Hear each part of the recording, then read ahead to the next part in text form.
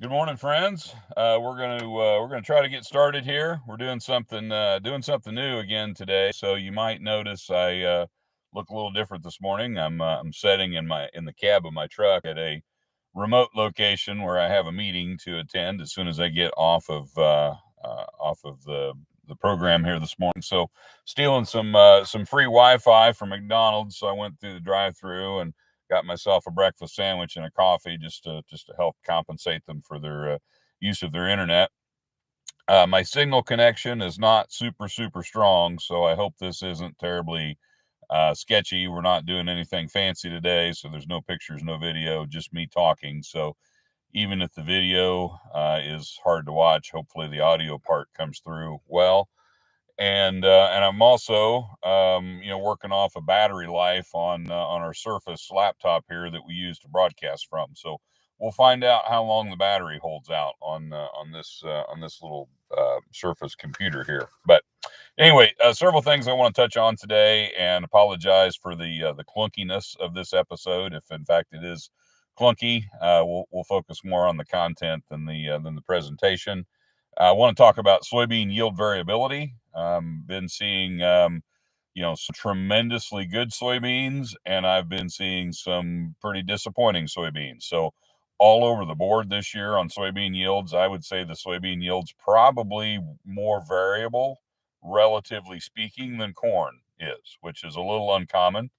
I I think people are used to soybeans being more consistent.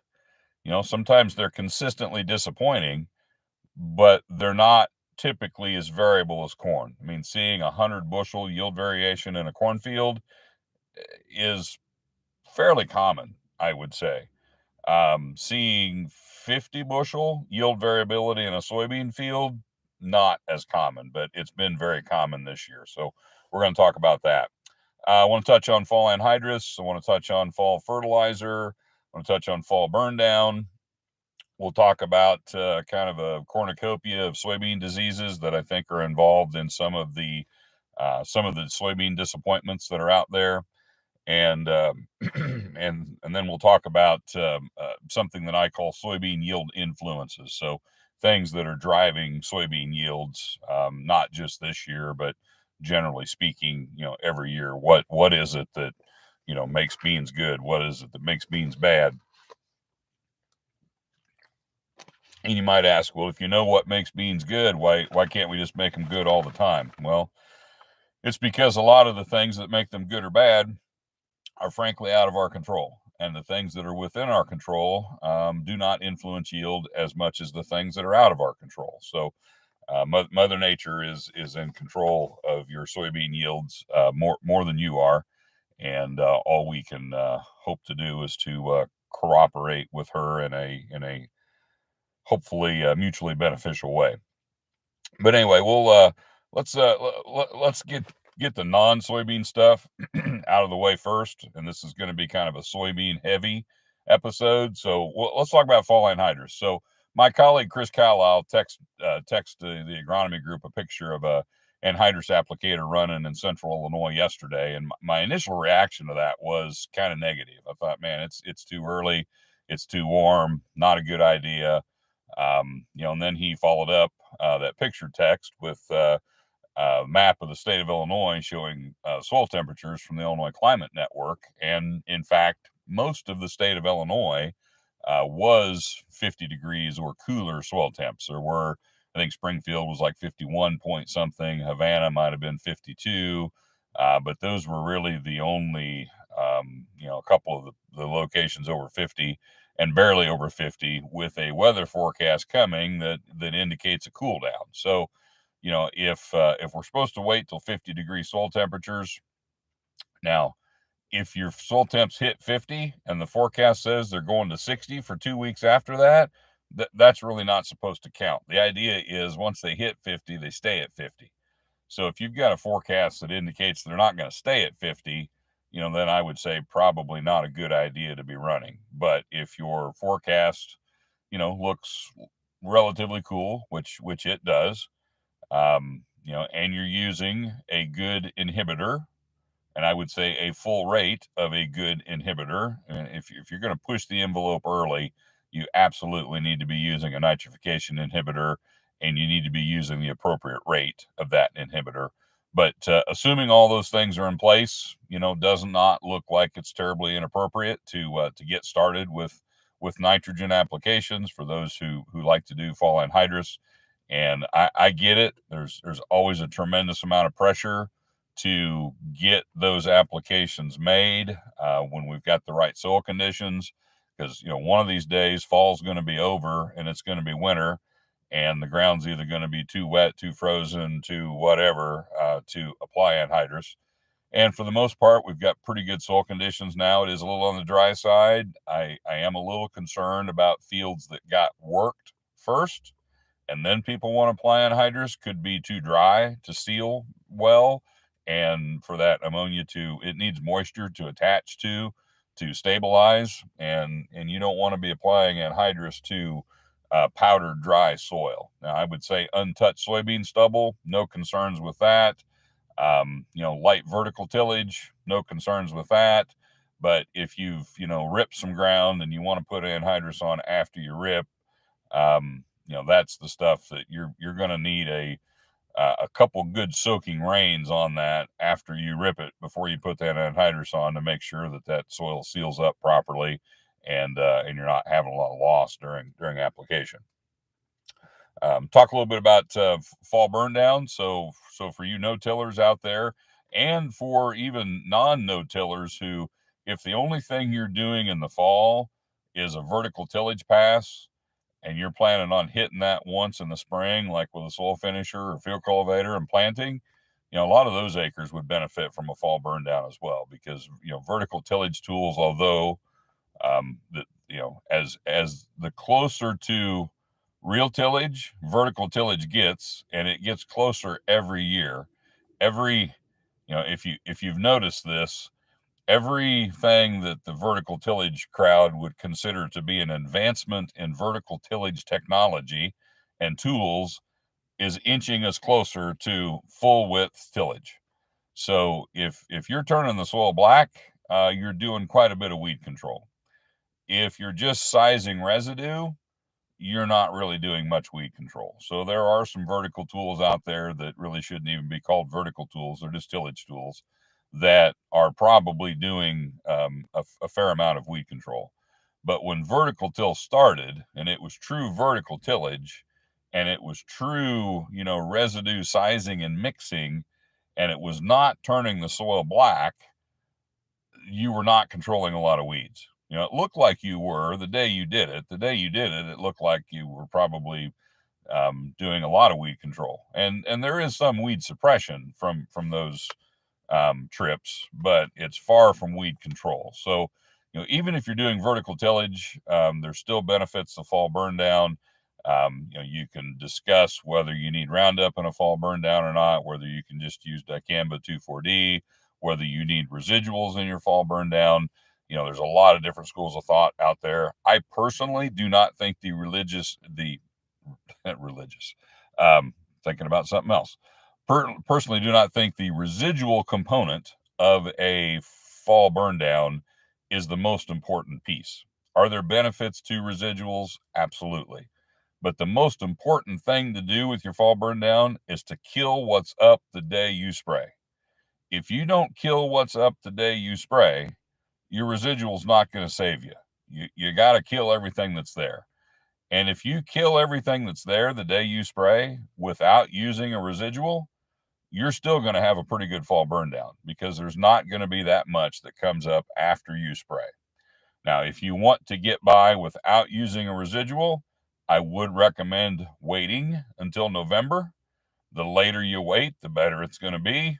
There's nothing wrong with spraying fall burn downs on a warm day in December.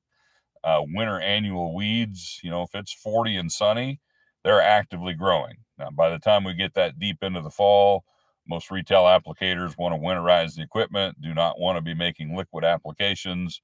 Logistically, it gets to be very unattractive for the people doing the work as we get later and later into the fall. So from a workload perspective and managing the weather and managing everything else we got to get done, there's a desire to make those fall burn down applications earlier. And the earlier you make them, the bigger the benefit will be for the residual component.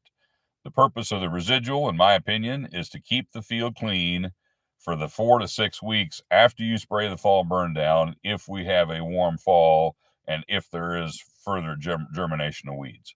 By next spring, there's really not going to be a benefit to that residual. The benefit of the residual is in the early part of the fall if you're chasing the combine with your sprayer. By next spring, that residual, there may still be some residual there, but it's probably not going to be at a high enough concentration to give you a lot of weed control. But what the residual does do is it gives you the flexibility to make fall burn down applications in mid-October and not feel like you have to wait till mid-November or later, which people tend to not to want to do. Let's talk a little bit about fall fertilizer from a dry fertilizer standpoint, or a non-nitrogen fertility standpoint, we'll say. So start out with quick conversation around soil testing. So if you haven't gotten soil tests done in the last 3 to 4 years, I would strongly encourage you to be soil testing every 3 to 4 years. Now, the way you soil test is important. You can do it any way you want, but you want to be consistent with it. So if you normally take tests in the fall, you need to always take tests in the fall. As best you can, you should try to take tests when you've got moist soil conditions, but it's not mud and it's not dry as concrete. And it's also ideal on a particular field to always take the test following the same crop. So tests do vary based on the crop that was just produced. There can be a lot of nutrients tied up in the stubble and the stover. And, if you're pulling your test 1 year following corn and the next year following soybeans, that's going to introduce a little bit of variability into what's already a very variable test. I'm a big believer in using GPS referencing so that you're taking the sample from as close as possible to the exact same spot every time you sample. So, I like to do summer soil testing. I like to soil test like around the 1st of June. And I had a lot of farms that were scheduled to be tested this summer. Well, by the 1st of June, it was so dry, I just really didn't think I would get accurate results relative to what's normal or the conditions I've had when I've sampled in the past. So we decided to delay that testing a year. So now I'm off schedule, which is frustrating to me, but I really don't think I would have gotten an accurate representation testing soil as dry as we were in June this year in the midst of our record dry June and flash drought. So just be aware of the timing of the sample, the crop rotation you're in. Obviously, the lab, you want to work with the same lab time after time as best you can, because every lab's a little different. Even if they're all certified and credible labs, if you send the same sample to 3 different labs, you're going to get 3 different answers. If you send the same sample to the same lab 3 different times, you're going to get different answers. Soil testing is part science, part art. I definitely believe in it. I want to have those soil test values to look at as I'm evaluating the productivity of my farms, but do not make the mistake of treating those numbers like the gospel, because they're not. There's a lot of variability in soil testing. It's a guide, it's a gauge, it's an indicator, it's good information to have. It's not perfect. The most accurate soil test is pH, and pH is not going to vary near as much as P and K. The least accurate soil test would be things like sulfur, nitrogen, and micros. Sulfur and nitrogen, not because there's anything wrong with the test, but just because they vary from one day to the next. And micros are just such small quantities and so variable in the field and so dynamic in the field. The accuracies on those tests are pretty questionable. So, if you get micros for free, great. if you're paying for them, I'd probably cheapen up my tests and quit paying for those micro results. Sulfur, I don't pay too much attention to sulfur. Sulfur soil tests, it would be just like testing for nitrogen. It tells you how much sulfur is available in your soil the day you pull the test. That doesn't tell you anything about how much sulfur is going to be available for your growing crop next May and June when it really needs it. So take those results with a grain of salt as well. So if we talk about, how do we manage fertility, I'm a big fan of annual fertilizer applications. 2-year spread ahead of corn was the industry standard for many years, and that's still the way many people like to do it. It saves you on your application costs. It loads up all your fertility ahead of your favorite crop and shafts the poor soybeans. And it's just easy. It's simple. It's what we're used to. I started applying fertilizer every year about 10 years ago, and I'm very happy with the results of that. I think it's a better way to manage fertility. You tend to get less nutrient tie-up in your soil. It's a much better way to manage your sulfur. You can actually do, the way I like to do it is what I call removal rate spreading. So I spread every year for buildup, if I think I want buildup, and removal of what the crop just produced.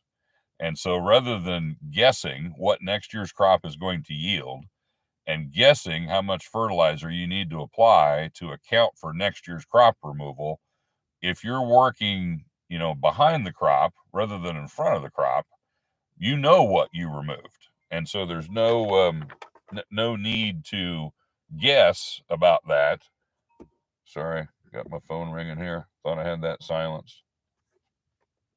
So there's no need to guess about that because you got your yield data. So I love using yield data to create a spread map, and you can use a combination of yield data and soil test data.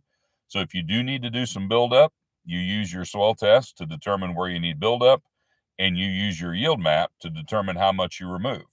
And you can adjust all that. So if you've got areas of the field according to your soil test that you can remove fertilizer for 5 years and still have adequate test levels, that's okay. Maybe you don't even need to apply maintenance in those areas, or maybe you cut it back to 50% of maintenance, and so you slowly mine those areas that have excess fertility. Take advantage of the savings in the bank account.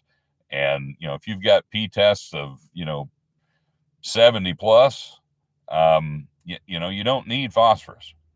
If you've got K tests of 400 plus, you probably don't need potassium. Now, it's hard to find a K test of 400 plus, and the amount of potassium deficiency that we saw this summer indicates there's a lot of acres that probably have sub 200 level K tests and just frankly need more potassium than they're getting. So I just did a little math here. So, at one time, a 150 spread was pretty common, and then guys got a little more aggressive and started doing a 200 spread, and then maybe a 250 spread. Those would be like 2-year spreads. So 270 bushel corn removes, and I converted this into pounds of fertilizer, not pounds of nutrient. So 270 bushel corn removes 207 pounds of DAP, 113 pounds of potash, and I converted sulfur to ATS, ammonium thiosulfate. That's probably one of the most commonly used forms of sulfur. And 270 bushel corn would remove 6 gallons of ATS. Now that's how much it removes with the grain, with the yield. That's a fraction of how much it needs to take up during the growing season. So applying those amounts, depending on the availability of the nutrients in your soil, might not be enough to produce that level of yield, but that's how much nutrient that level of yield is going to remove from that cornfield. If we look at soybeans, 80 bushel soybeans are going to remove 100 pounds of DAP, 157 pounds of potash, and 5 gallons of ATS. So a lot of soybeans don't even get sulfur. They should. Soybeans use almost as much sulfur as corn, and sulfur is a required nutrient for soybeans just like it is for corn. So do not neglect the sulfur on your soybeans. But if you start adding those together, that's closer to a 300-300 spread, on a 2-year spread. And there are probably not many people doing a 300-300. So sometimes we think we're managing our fertility well, but we're not really taking into account how productive we can be with crops these days. I mean, there's areas of fields that are making 300 bushel corn and 90 bushel beans every year. And are you truly putting back what you're taking off of those acres? Oftentimes, when you look at a GPS soil test report, you'll be surprised that the most productive levels of your fields have the lowest levels of fertility. Let that sink in a minute. I think when people started doing variable, rate spreads and GPS soil testing, the assumption was it would be just the opposite. That, the high testing parts of the field would be where we're cranking out the yield. Well, that's exactly the opposite of that typically. The reason those spots are high testing is because they're low yielding, and you're putting on more fertilizer every year than you remove.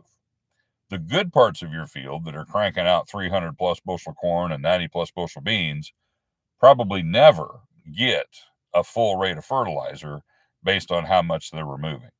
So, there's parts of your field, it might be the best part of your field with the poorest fertility. You really don't know how awesome that part of your field would be if it had good fertility. And it's not the fertility that's making that the most, awesome, productive part of your field. It's the drainage, it's the soil type, it's the organic matter, it's something else. And in spite of the fact that it has lower than optimal fertility, it is still the best part of your field. And removal rate spreading is how you can start to address those areas of your field, and putting on, at least putting on what you're taking off is a good way that stops the mining that goes on in those areas. And if you want to explore building up those areas to try to raise the fertility in those productive parts of your field, that's going to be an expensive adventure, because just putting back what you removed is pretty expensive. Putting on, say, 25 or 50% more than that to start to elevate the soil test levels in those parts of the field gets really cashy. So you're probably going to only want to do that on owned ground and long-term rented ground, and landlords that are kind to you and letting you farm their ground for a fair rent rather than what the market will bear kind of rent. Editorial comment there. So let's roll into soybeans. So I wanted to spend the bulk of our time soybeans, and I would say I actually just heard a new yield number that's the highest soybean yield I've heard for the season. It's actually the highest soybean yield I've ever heard from Central Illinois on a in a normal field situation, field average yield. So kudos to one of our customers in Logan County who had 154 acre field of Asgrow 35 XF1s that across the scale made 102.22 bushels per acre. He reported to me that on his yield monitor, he saw areas of the field making 140. I have no doubt that's true. When you've got areas in a 60 bushel bean field making 90, very easy to say that you'd have areas on a 100 bushel cornfield making 140. So if that field ends up getting entered in the in our yield chaser contest, pretty good chance he could find a 10 acre spot in that 154 acre field that averaged 140 plus, and pretty good odds of probably winning that contest. So here's the rest of the story on that field. It had been in a corn, either multi-year corn, and the continuous corn rotation was broken up by pumpkins for 28 years. So near as they can figure, it had been 28 years since soybeans were in that field. Interestingly enough, I asked him if he inoculated those soybeans because obviously, the old rule of thumb is if you haven't had beans in a field in 10 years, then you really need to inoculate. So this field hadn't had beans for 28 years, just produced 100 bushel soybeans. So I really had my fingers crossed that they got inoculated because it's gonna, you know, people are gonna really question the value of inoculation if they were not. And as it turns out, no, they weren't. He had seed ordered with inoculation, but they were doing some spring tiling and just the way things happen with the spring logistics. The variety, he ended up switching some varieties around, and the variety he had gotten inoculation on ended up going on some 50-50 rotated ground. And the seed that went on this, 154 acres that hadn't had beans on it for 28 years did not have soybean inoculant on it. So who knows? Maybe he cost himself 5 bushel because they weren't inoculated. But he commented to me that they were extremely tough.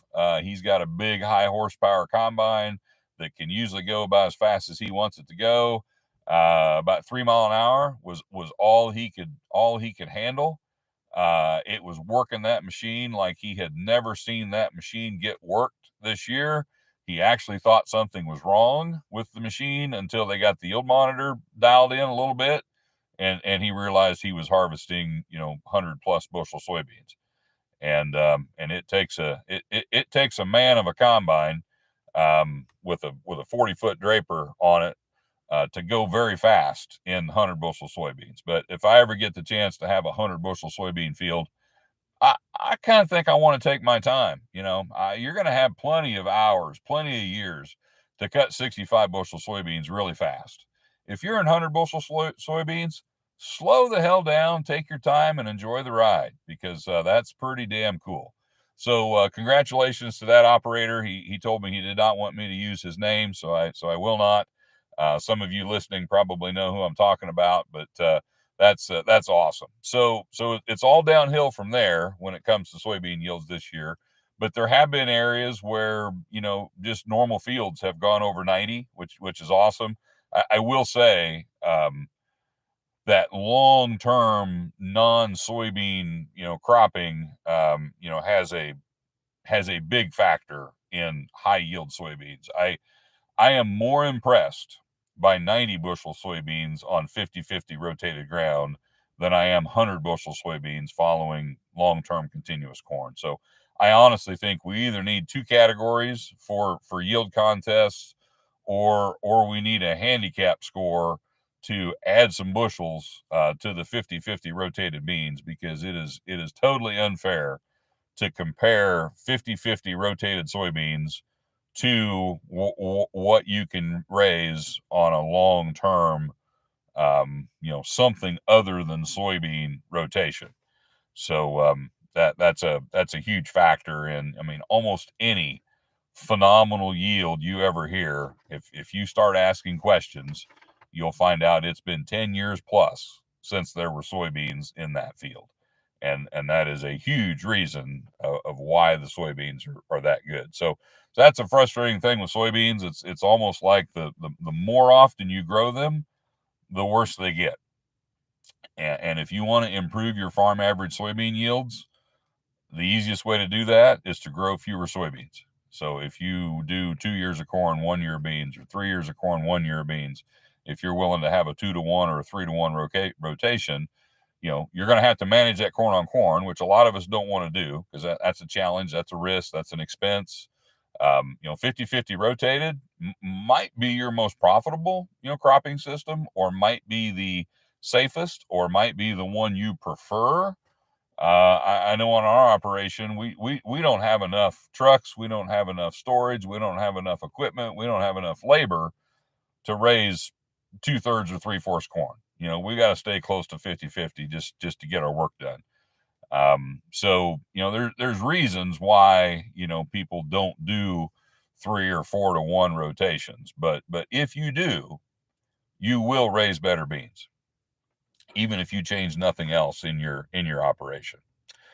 So let's talk about. I'll talk about the soybean yield influencers first, and then we'll dig into diseases because they are one of the biggest soybean yield influencers. So So I've got these in no particular order. I kind of wish after I'd started making my list, I would have ranked them as far as in my mind what's most important.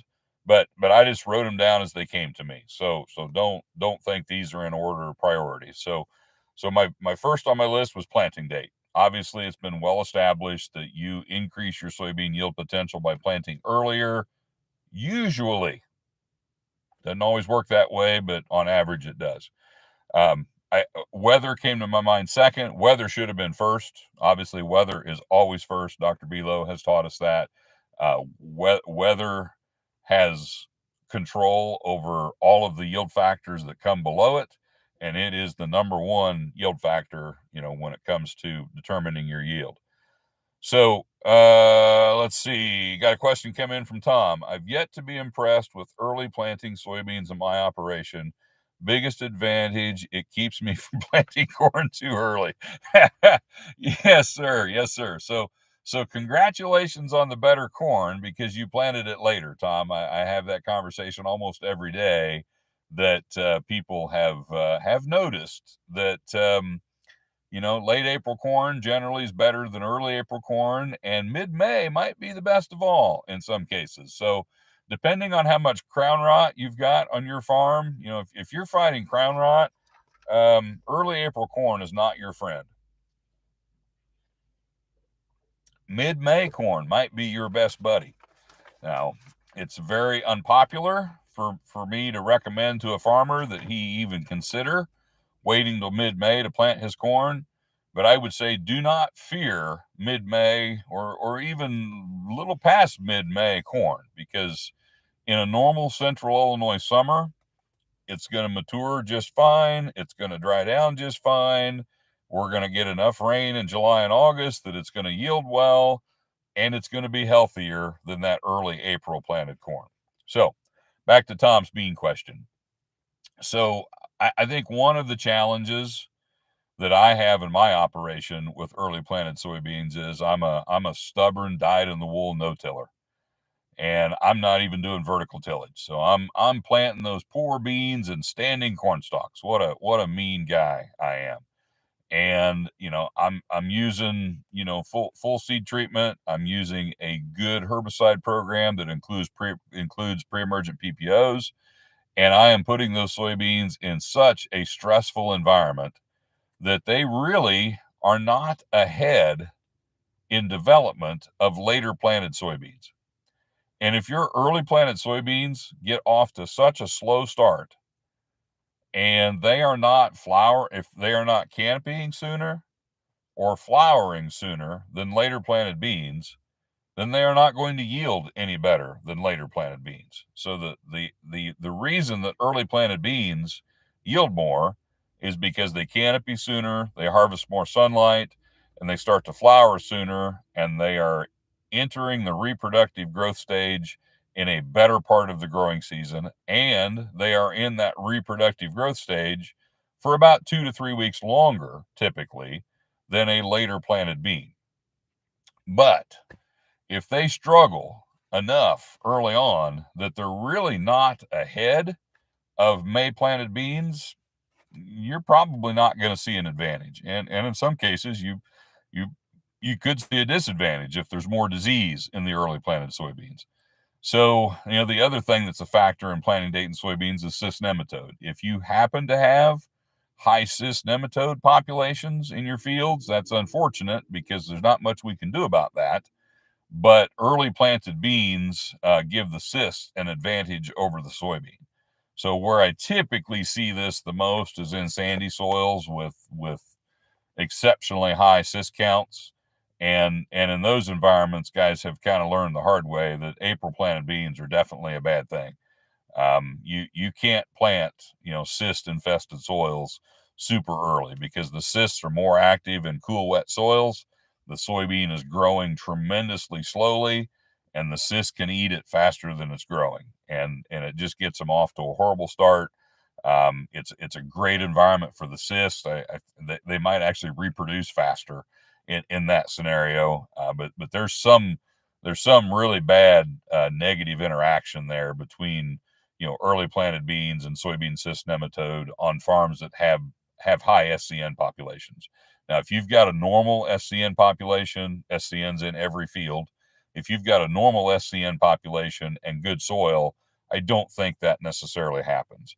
But cysts are more active early in the year in cool, moist soils, and if they're more active and the beans growing slower, they're kind of working against your purpose of planting beans early.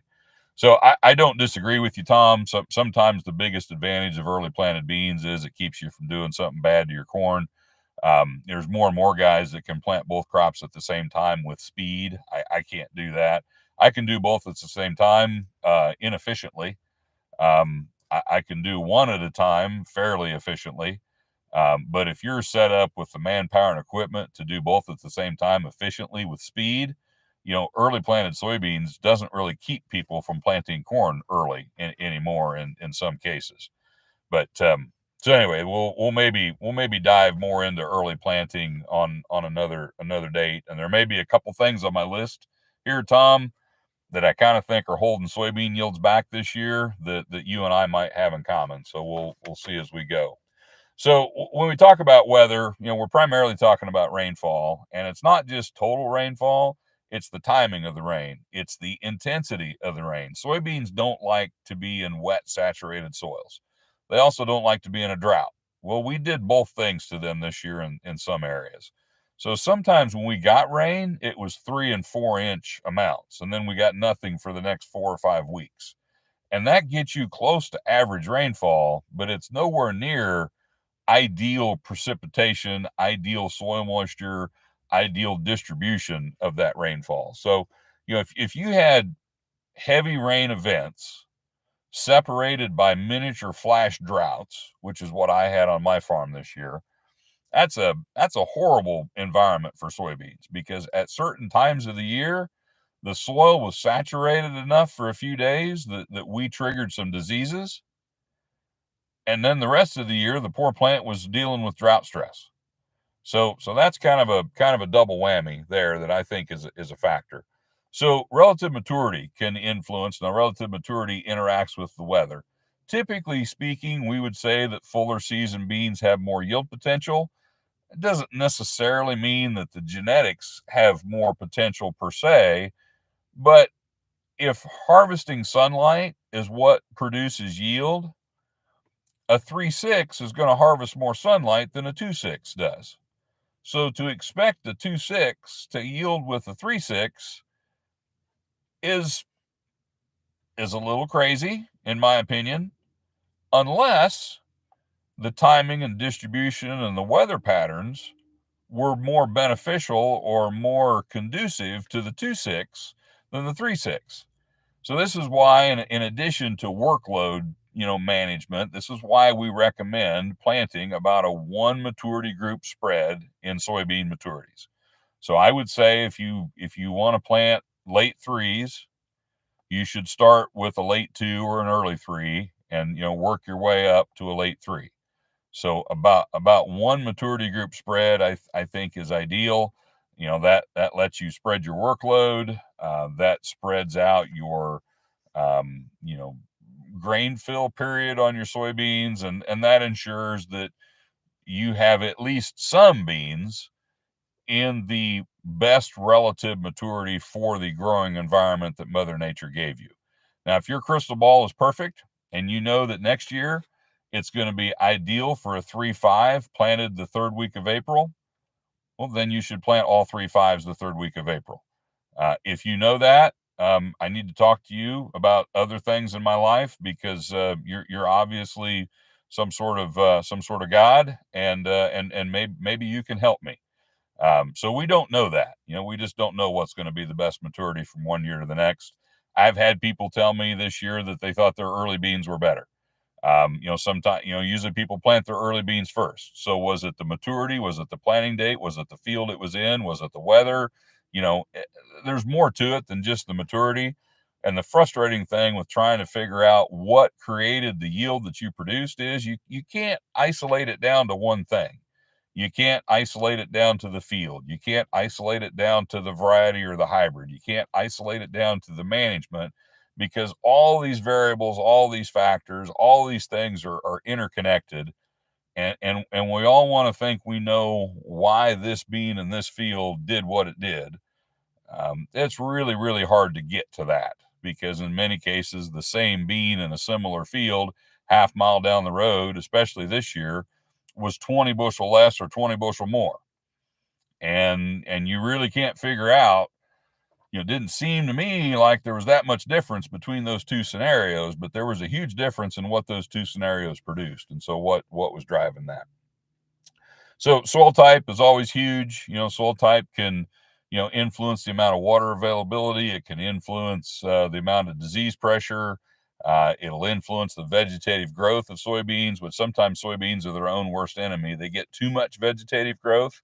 Too much vegetative growth leads to lodging, disease pressure, more pod abortion, harvest difficulties.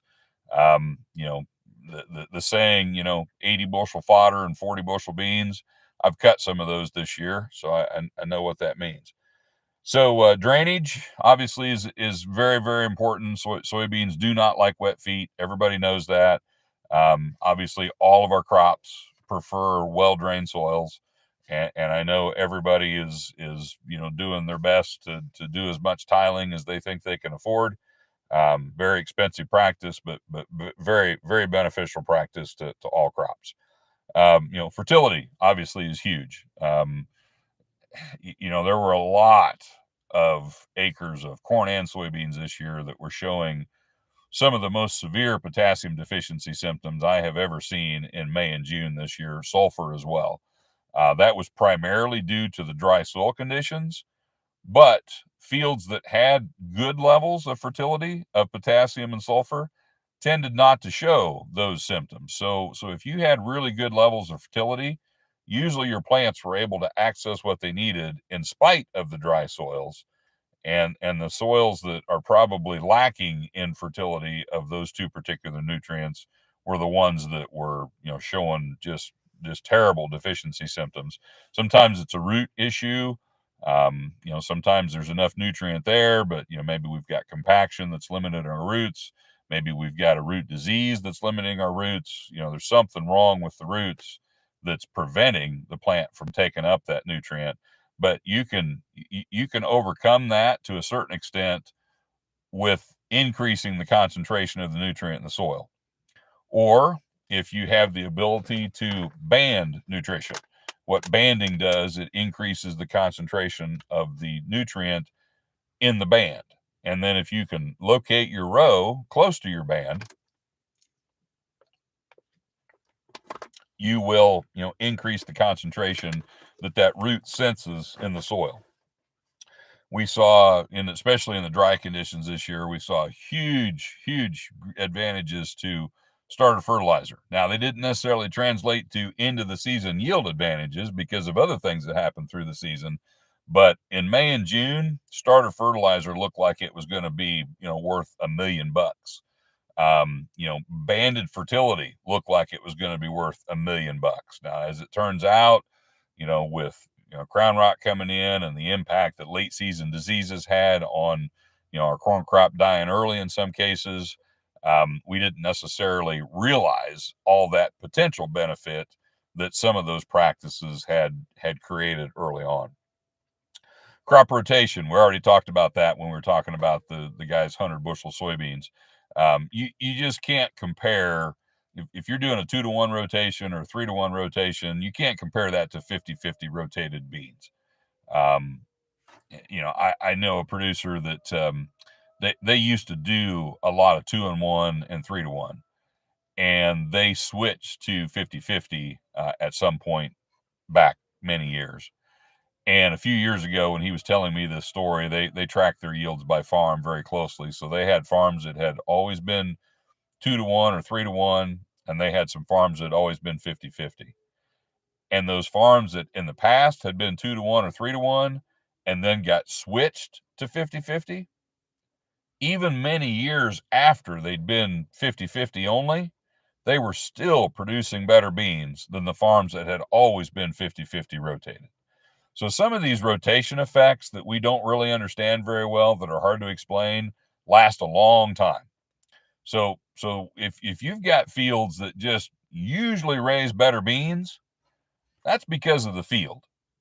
I might not be able to tell you what it is about that field that makes it raise better beans, but if your field that usually has your best beans has your best beans, that should kind of make sense. Now this year, in some cases, the fields that usually have your best beans, maybe had your worst, and some fields that usually have mediocre beans had your best, just because of the wackiness of this growing season. We haven't really talked about that in this episode. I've preached about that a lot in previous episodes. I kind of think this is a poor year in general to make any management decisions based on. I just think there were so many oddities in this growing season. I think you need to be careful making big changes in your farming practices based on something that you saw this year, because next year is going to be different. Every year is different. This year was more different than most, in my opinion. And I think it's a little bit dangerous or irrational to think that the 2023 growing season is now the new norm, and we need to start farming like 2023 is going to happen again. 2023 is never going to happen again. There'll be something that's different. It could be worse, could be better, but it's going to be different. And so, totally revamping your farming operation because you're unhappy with how it worked in 2023 probably is not necessary, I would say. So tillage. So here, Tom, here's one for you and I. I would like to get more data on this, and if anybody watching this has data on this, I would love for you to share it with me. We don't get many tillage comparisons in soybeans, and you cannot compare field A to field B with planting date A and planting date B and variety A and variety B and all those differences. And you can't say, well, this field was tilled and this field was no till and the tilled was better, when there's 6 other things that are different about that field. That's not the kind of comparison I'm talking about. I get those every day in the coffee shop. What I want is an apples to apples comparison. Same field, same bean, same planting date, same management, same harvest date, same combine, same yield monitor calibration, same day of harvest. And did you see a difference? Anecdotally, I have gotten some reports that make me wonder if this was a year that we should have done more tillage ahead of soybeans.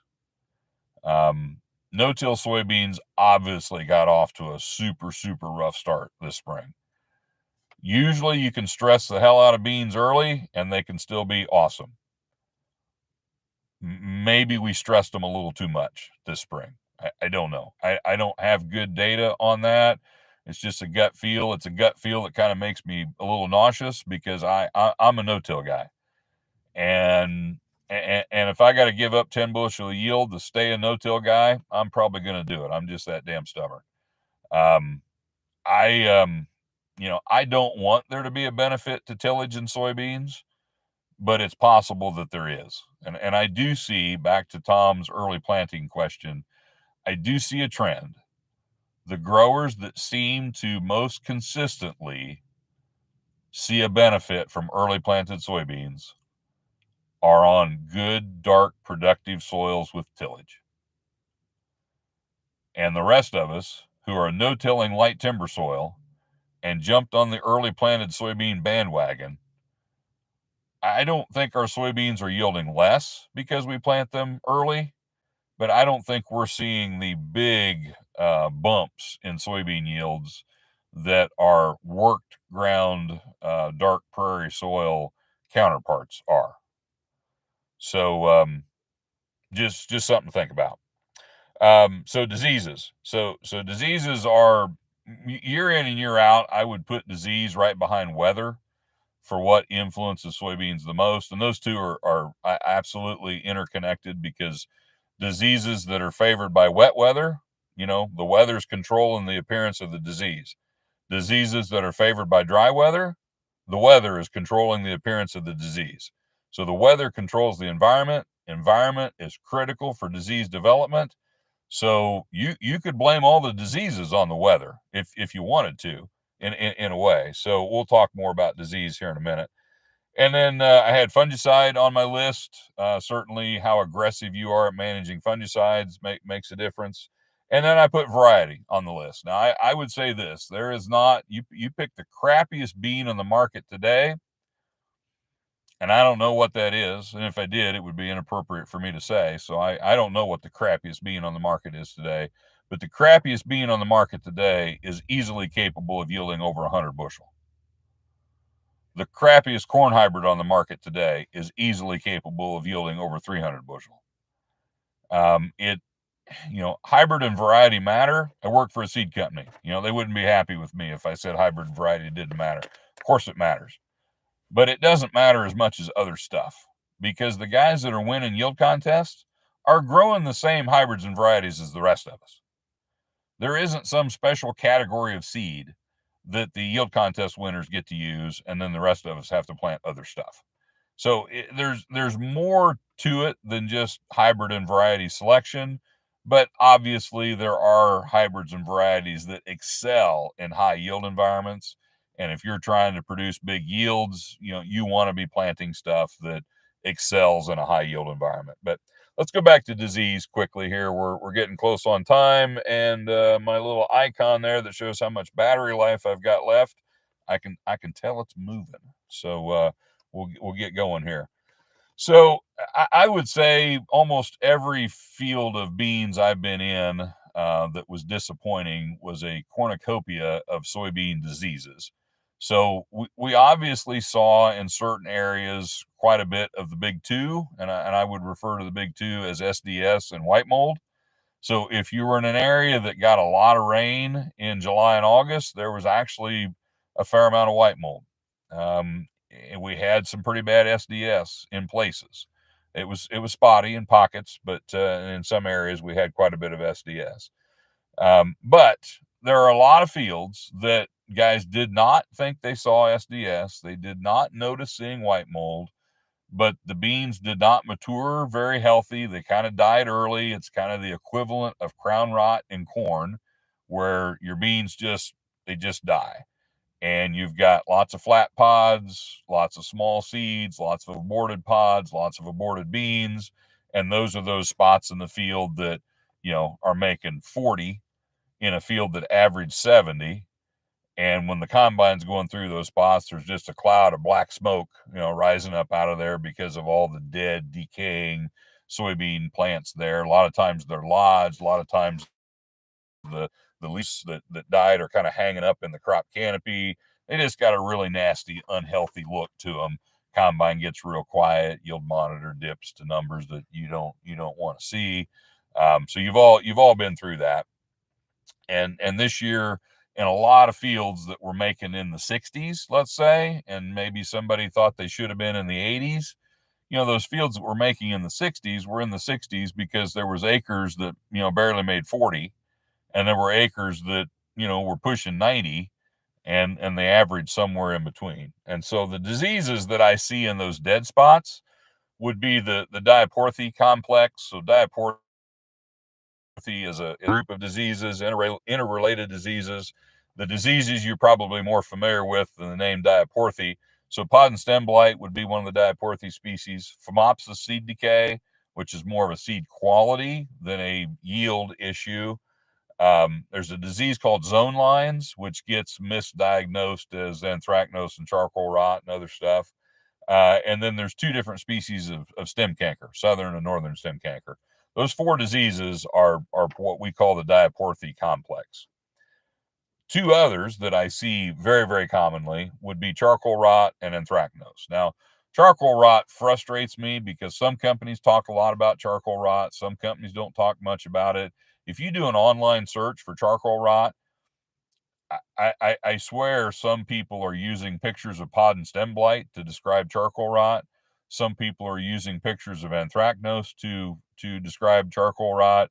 You do a Google search on charcoal rot, and the picture from the University of Tennessee looks different than the picture from Seed Company A or Seed Company B, or from Unilever. So I mentioned Tennessee because when I pulled it up, theirs was one of the first ones that came up. I have no connection to Tennessee other than a good friend of mine lives in Chattanooga. But anyway, I digress. So anyway, so a lot of these things kind of get misdiagnosed at times. A lot of them are hard to distinguish from each other. A lot of them kind of look similar. I mean, a lot of them make the plant turn black in different ways. Pod and stem blight, anthracnose, charcoal rot, what else? Zone lines. Those four at least are all going to make black discolorations on your stem. And then it's just a matter of the pattern, the size, the shape, is it on the top? Is it in the surface? Can you scrape it away? Is it producing this kind of pycnidia or that kind of pycnidia? Most of us are not pathologists, and it gets really, really difficult to separate that stuff. Is all you know is there's a bunch of black crap on your soybean stem. The beans yielded for crap, and there's a lot of aborted seeds and aborted pods and itty bitty little BBs instead of nice big plump beans. And your yield monitor said that spot made 35, and you're mad. What it is that caused that, in some cases is up for debate. Your seed treatment's not going to prevent it. Your R3 foliar fungicide could suppress it, but it's not going to prevent it. You could probably spray fungicide every 3 weeks all summer long and still have those low yielding dead spots in your field. Now, would the low yielding dead spot be smaller? Would the low yielding dead spot be less low yielding and less dead? Probably. Is it profitable to do that? Probably not in most cases. So, a lot of that goes back to drainage. A lot of that goes back to soil. A lot of that goes back to weather. A lot of that goes back to moisture, excess moisture at times, lack of moisture at other times, the timing of that. And again, the wacky and the weather patterns of this year, are not going to happen, frequently. When they do, there's going to be challenges, but picking a variety that can handle that environment is probably not necessary if you could even find one. And if you did find one, in most years, it's probably not going to be the best bean that you could have planted. So again, I would recommend a range of varieties, a range of maturities. A good way to make sure you're getting different genetics in soybean is to plant a range of maturities. If you like to plant mid group threes and you buy 4 mid group threes from 4 different seed companies that could potentially be sharing genetics, could you be planting the same related thing multiple times and not even know it? So I guess just use common sense. When you're making your seed selections, and if you thought you had bad charcoal rot this year, you might have. Probably had other stuff along with it, and I don't know that selecting varieties with better charcoal rot resistance is going to help your average bean yield on your farm. It might have been what you needed this year, might not be what you're going to need next year. So I would look at multiple years of data, multiple years of performance. Look at environments outside of your farm, because your farm is the same every year, sorta, but the weather your farm receives is different every year, and the weather your farm receives is going to influence what happens on your farm unfortunately, more than you, unfortunately, more than my hybrid of variety, unfortunately, more than your fertility management or your fungicide management or anything you can do. And far as I know, until we can accurately predict the weather next week, we are not going to be able to predict the weather next year. So, there's probably no need to try to predict next year's weather. There's no need to plant next year what you should have planted this year, because next year is going to be different, as we always say. And those are just some things that I would keep top of mind. And again, going back to that, that earlier topic we were on of just how odd often it turned out to be an okay year, but it was certainly stressful getting there. At multiple points through the season, people were extremely discouraged at what their yield prospects were going to be. And most people have ended up being, if you're honest, pleasantly surprised with crops that are better than you expected. Now, somebody's always got better than you, and when somebody's got better than me, I get a little envious. I got a long list of things that God and I are working on. That would be one of them. Comparing myself to others, but anyway, there's situations people have produced better crops than they probably thought they were going to in June. I would say in most of my area, corn has probably exceeded expectations more than soybeans, and and on most of my territory. Now, there's exceptions to this. There's a part of Tazewell County that beans are better than corn. Not directly, but relatively speaking. But I would say in most of my territory, I would say relatively speaking, corn's having a better year than beans. And most of the people that I've talked to that were disillusioned, disappointed, something just wasn't quite as good as they hoped it would. It was generally a field of soybeans that they were talking about rather than their corn. So there's places where neither crop has been good. There's places where both crops have been good. There's places where beans have been better than corn, relatively speaking.